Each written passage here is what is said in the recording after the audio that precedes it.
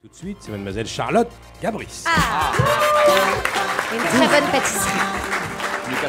Et oui, cher Pierre Hermé, voici maintenant notre dessert préféré à la crème, c'est la Charlotte Gabris. Ça, c'est un lancement crémeux. Ah bah ça, c'est parfait. Ah bah, je Le l'ai jour bossé. ou jamais. Je l'ai bossé depuis lundi.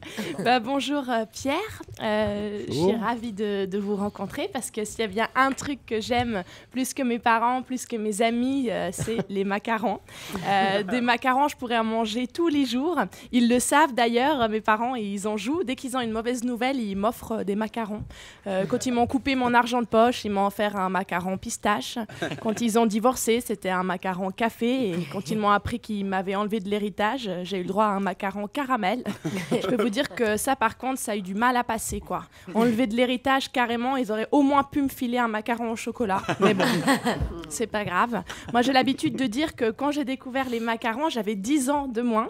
Mon mec lui dit que j'avais 20 kilos de moins. Chacun ses repères, hein.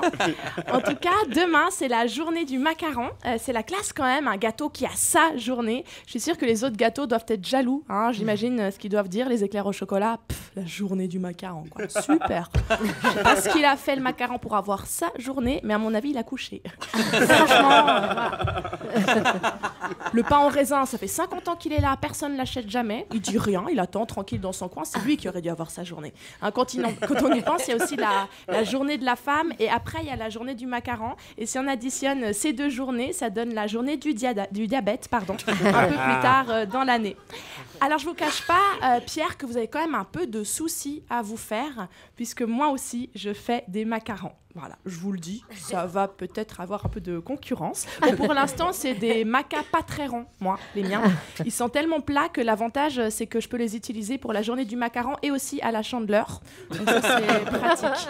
Mais moi, je m'améliore de jour en jour, hein. Pour l'instant, c'est vrai que je galère un peu sur le côté meringué. Disons que moi, mes macarons, ils sont tellement collants que pour l'instant, on ne peut pas les manger. Par contre, on a déposé le brevet chez Castorama. Ça s'appelle ni clou ni vis. C'est super pratique. Pour coller tout ce qui est tableau, bois, plastique ou pour réparer un pneu crevé. Voilà. Comme vous, je teste plein de saveurs différentes et à chaque association de saveurs, on apprend quelque chose. Par exemple, hier, j'ai fait un macaron pizza Nutella et j'ai appris qu'il fallait plus jamais de ma vie que je fasse cette association. Mon mec sait que j'aime tellement les macarons qu'il a fait monter un macaron sur une bague en or pour me demander en mariage. Bon, alors évidemment, j'ai dit non et j'ai dit que je voulais plus jamais le revoir et j'ai ajouté il faut vraiment être con pour gâcher un macaron sur une bague et pas le manger, quoi. Alors, depuis cette demande en mariage, je suis célibataire et pour me consoler, je mange des macarons et si on n'a pas, je mange des bagues en or. Pierre, merci de m'avoir écouté. J'étais ravie de parler de moi avec vous. Merci beaucoup. Charlotte Gabris. 11-25.